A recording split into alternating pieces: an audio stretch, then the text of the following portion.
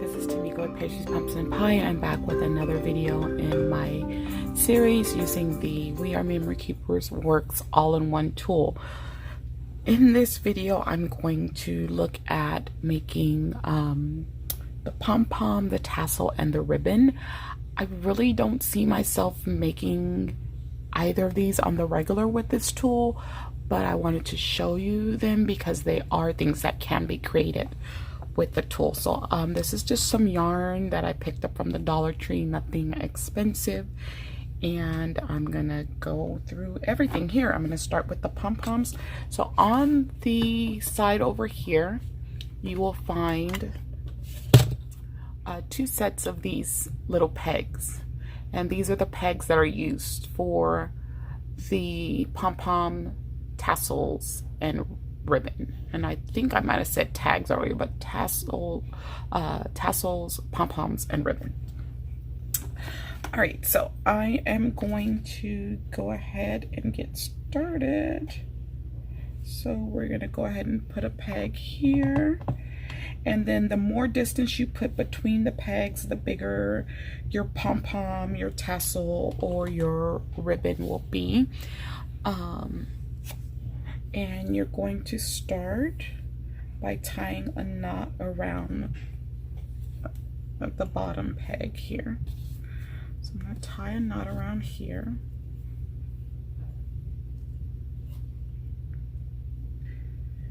All right.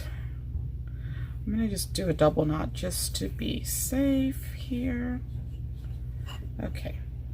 And then you're just going to wrap around, and you can wrap it as many times as you like. The amount that you put determines the fullness. Actually, I want it to do like 30. So let's see. Okay, let me make sure I count it.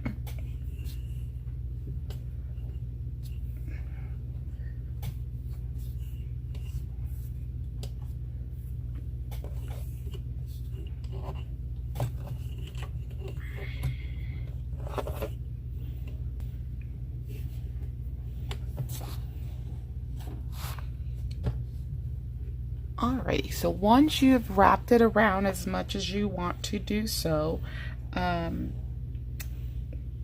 you're going to, I'm going to go ahead and cut it here, and then I'm going to take a piece of the yarn, about 6 to 8 inches of the yarn. Okay, it's about 6 to 8 inches of the yarn, and you're going to use that to tie it all together. Okay, so I'm going to use my scissors to kind of lift this up. Okay, so I can get underneath all of it. So I'm going to take my yarn and pull it through underneath there, and you're going to do a double knot here, and you want to tie it as tightly as you can. Whoops, be careful. That's why I say you have to make sure that those are in there very securely. Okay, so we have a double knot, and so now I can take it off of the pegs. Okay,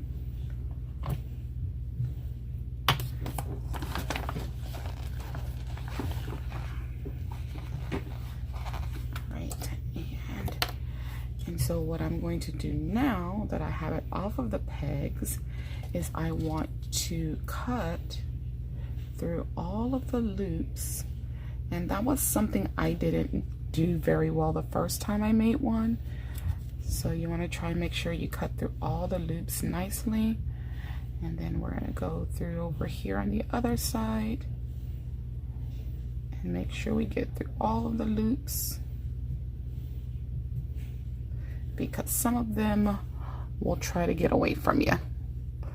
And then we're going to cut again. Okay, and then you have this, just trim it on the ends. Okay, and then all that you need to do here is just trim it to your desired length and fluff it out to your desired look. Okay, took a little bit of extra off of there. Okay. And there you have your pom-poms. Let's trim that a little bit more right there. And there you have your pom-poms. So I don't really see myself making a whole bunch of these. They're cute, but I just wanted to show you guys how these can be done. Okay, so there's the pom-pom. And now we're going to do the tassel. Okay. Now the tassel, you need to use 3 of the pegs. So there are a total of 4. Okay, so there's another set of 2. All right, and what you're going to do for the tassel is I'm going to put one down, and I'm going to put one right next to it, and then I want to have about that much space between the other 2. Okay, so let's grab our yarn, and the first thing you want to do is make a knot on the 3rd peg here. So we're going to make a knot on this one.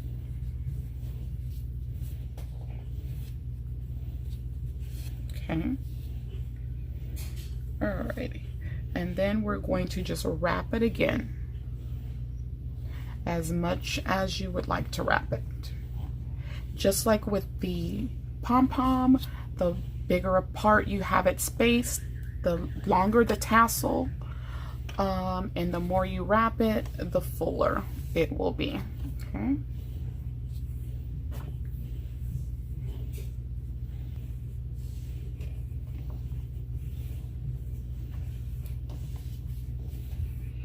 All right, and once you're done wrapping, again, you're going to take a length of about 6 to 8 inches, okay?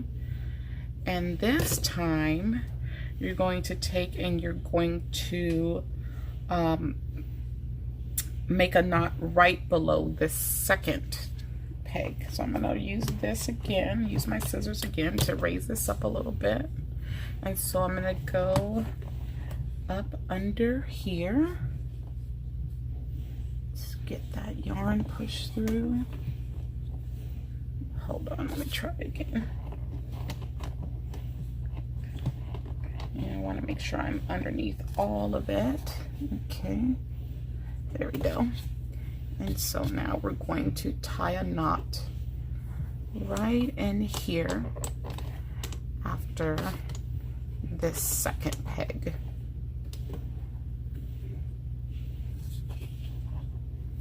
Okay, alrighty, and then what we're going to do is I'm going to release the pegs, and what we're going to do here is we're going to cut through these loops here at the bottom. Okay, so again, you want to make sure you get through all of the loops, because some of the loops will try to get away from you, and you want to make sure that you cut through them all. That is like the main issue that I noticed I was having with both the tassel and the pom-pom, is cutting through all of the loops. Okay, because as you can see, look, I missed a couple of them there. So that was the main issue that I was finding. Okay, and then so again, you want to trim it to your desired length. Okay, and I can tell you now that my knot should have been a little tighter. Okay, to make this more uniform in size. All right. And so there you have a tassel. Now I know that some people can usually go and take these things, are very creative. They can take like the tassels and they can take the pom-poms and turn them into like clips or keychains and things like that. I don't think I'm that creative, but those are things that you could do with them. You could even take the pom-poms and make them into a paper clip for your planners as well. So there's the pom-pom and the tassel. Of course, you want to put more spacing if you want the tassels to be longer. So I had about this much spacing, right? So if you wanted a longer one, you could go even that far. I mean, you've got plenty of spaces here, and as long as you measure enough to know that you have to use 3 pegs for the tassel, but you can always make it a lot longer if you choose to do that. All right, so Now we're going to take a look at the ribbon. I have some ribbon here that I got from Michael's. It has like little pumpkins on it, and I thought it was really cute. One thing that I do notice about this ribbon that I don't like is that it frays. So you probably would have to take maybe like a little match to the ends to stop the fraying. I'm sure there's other solutions to stop the fraying other than heat. I can't think of them right now, but you're probably going to have to do something like that if you get a ribbon that frays. Me personally, I prefer to work with wired ribbon. I always have, because it just plays nicer. All right, so I'm going to put 2 pegs down. Again, the distance between the pegs is going to determine the size of your bow. So we're going to bring it through like this, so you have it on 2 sides. I like to go ahead and cut it. It just makes it easier to work with. Then you're going to cross it over like so. Okay, we're going to cross it over like so. And then you're going to take this part, bring it down and around the front. Okay? And then you're going to tie a knot. Right? So we're going to tie a knot.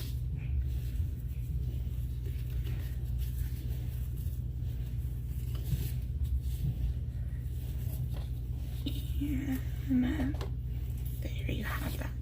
Okay, and then you remove the pegs. And there you have your bow. Now this is a small one. If you want it bigger, of course, you can put more distance between the pegs. Of course, you can trim the ribbon here. I like to go with extra ribbon to start so that I'm not too short when I'm finished. I'd rather have more on the when I'm done fixing the bow than not enough, okay? And then you just adjust that how you need it. And there's the ribbon. Now, I'm not fond, personally, of the way that this ribbon is done. There's another one that I made. I made this with like a lacy ribbon, okay? But I'm just not a fan of how these come out, okay? Just not a fan. But that's how you do the ribbons. So let me show you how I personally do ribbon. I have this thing called the Bodabra that I started using years ago when I used to do some crafts and stuff. And I love how it works. Where's my other ribbon? That would be wise if I could find the other ribbon. All right, here we go. So I'm going to use this wired ribbon because that's my jam, wired ribbon. So I used to use the Bodabra, and after a while I got the hang of it and I didn't even need the Bodabra anymore. But I'm gonna show you how I like to do a bow. So I like to have a little tail here on the end, okay? So I like to have a little tail, and then I like to do a loop. And you want to loop it like this, okay?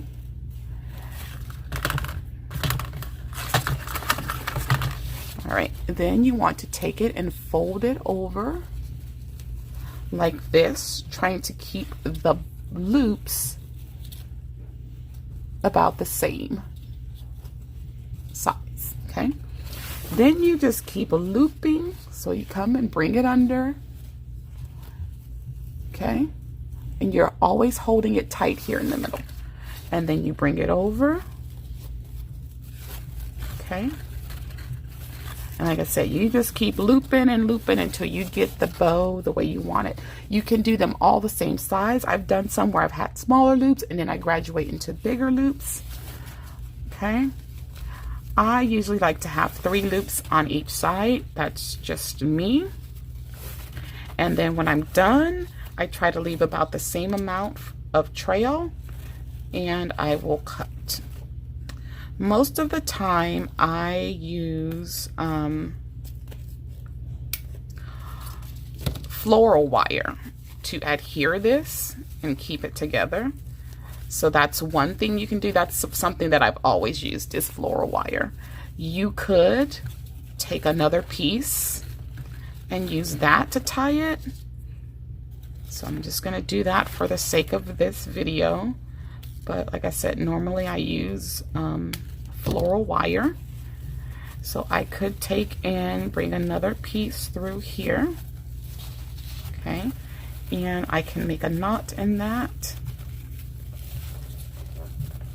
So that is one other option if I don't want to use the floral wire. I also learned to make bows in floral design class years ago in high school, but the way I learned with the bow dabber, I actually liked it better. And then wired ribbon, you can manipulate it better. You can make the appearance exactly what you want it to be, and that's why I prefer it. And you see how that's kind of jagged here? Then all I need to do is cut it. Okay. And then I like my tails, whoops, to be at an angle. So I will usually cut those at an angle. You just have to be careful with some ribbons because, like I said, like with that other pumpkin ribbon, some of them will fray. And then this is how I like to do my bows. So when I used to do wreaths and stuff for the holidays, this is how I would do my bows. And then once you've got it all secure, then you can take and you can manipulate it exactly how you want it to be.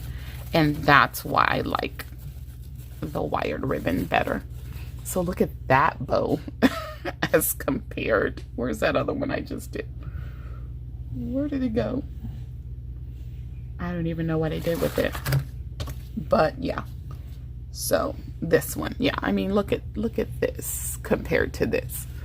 So, and what I plan to do is a very small one to make a paper clip for my planner. So if I did like this, and you can pinch it as you go along as two instead of just holding it firmly, and that starts putting it into shape right away. So remember, it should go under and then you go over, and it's just like repeating that process, and then you can keep pinching it and going from there. So I'm going to cut this.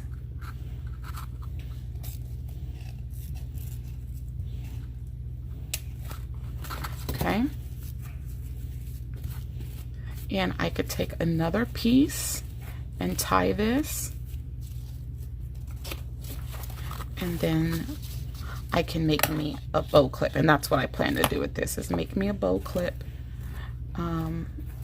Let's cut it about here. Make sure we have enough to, and then because this is wired, I can manipulate it, like I said, even better. So I'm going to turn it over, tie it in the back. Okay. I'm going to double knot it so that it's very secure. And the good thing about using floral wire is then you don't have to worry about the bulk from the knot.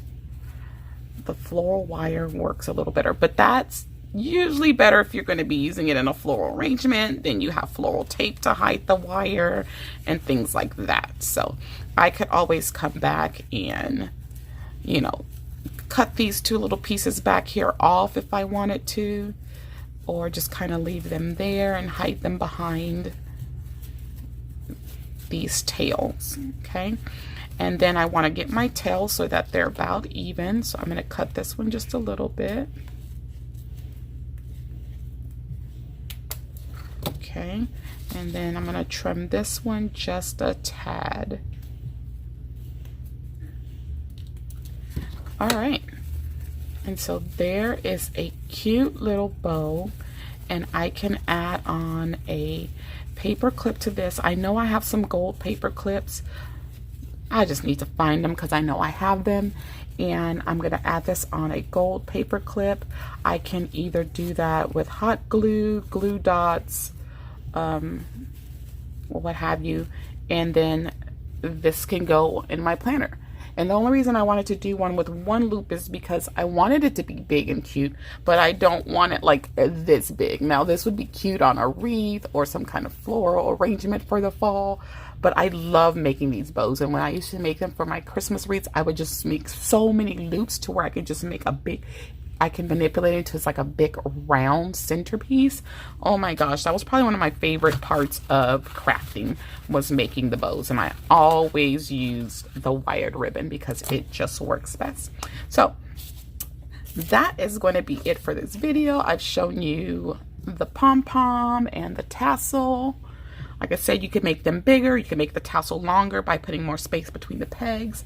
I showed you the ribbon, which I'm just not fond of how they do the ribbon. And then I've shown you how I do ribbons myself. Now, there is, like I said, a tool called a bow dabber. I don't know if they still sell bow dabbers. I think I purchased mine from Michael's many, many years ago. But after I got the hang of the looping, I didn't even need the bow dabber anymore. I just started doing them by hand. And so I'm going to take this one and I'm going to make me a paper clip, and this is going to go on my planner. I love this ribbon. I barely got any ribbon from Michael's. They had put away all the fall stuff so quickly to make room for Christmas stuff that I didn't think I was going to find anything. But I like this, and that pumpkin ribbon I thought was really, really cute as well. All right. So yeah, I know you see this. I don't know what happened. This broke and I didn't do it. And nobody seems to know how it happened. Yeah. So I've got to figure out how to fix this real great, because considering I haven't had this machine very long, this tool rather. So yeah, I'm not happy about this situation. I came in here to start crafting and it was broken. And I know that I didn't do it. So when you're done with your pegs, you can just stick them right back in here. Over here on the side, there's a spot for them. Okay. And they just slide right back in over there. You just double stack them and slide them on in. All right, so that is everything for today. I hope you guys enjoyed this video. Not sure if this is gonna be the last. I think there'll be another video or two, but I hope you're enjoying this little series, and I hope you're learning how this tool can be effective for you. So you know what to do. Be sure to slay, subscribe, like, and accept the alert so you don't miss any videos, and I'll see you in the next one. Bye-bye.